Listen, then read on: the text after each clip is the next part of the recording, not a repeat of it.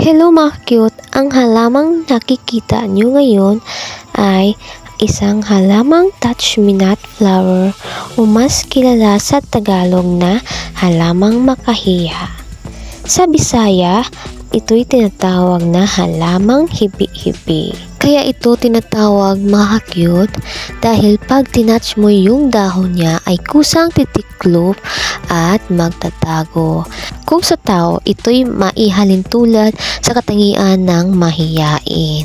Hindi rin magpapahuli ang kanyang bulaklak na maganda at cute kasi maliit at bilog siya mga cute na kulay pink. Ayan mga cute oh. Pag nakikita nyo ito ng personal mga cute, yung petals niya ay pinong-pino talaga mga cute. At yung bunga, nung kabataan ko ay nilalaro namin yan mga cute. Ayan diba? Ayan. Ang dami niyan mga cute. Yung halaman niya ay gumagapang yan mga cute. Di yan katulad nung yung iba na ano sila. Yung kaniyang tubo ay pataas mga cute. Ito kasi gumagapang siya. Tapos ang daming tinik. Kaya pag nakita nyo ito, huwag nyong apakan kasi nakakatinik talaga yan mga cute. At sa nabasa ko mga cute, itong halaman ito ay gamot daw ito mga cute. Comment nga kayo kung anong gamot to kasi hindi ko pa na try ito mga cute gawing gamot.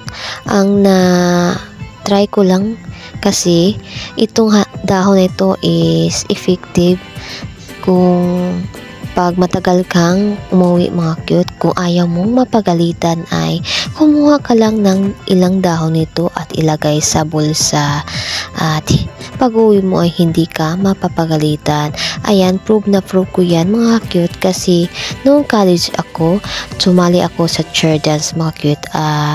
May time talaga na sa gabi matagal kaming matapos sa practice namin at takot kasi akong mapagalitan mga ka-cute. Pero meron namang purpose ba't ako matagal umuwi kasi nag-practice kami ng chair dance.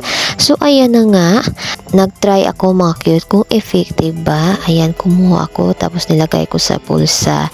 Ayun, pag uwi ko hindi ako napagalitan. Effective talaga mga cute. So kayo mga cute sa sinabi ko, totoo ba ito o gawa-gawa lang ng mga matatanda noon? Mag-comment nga kayo.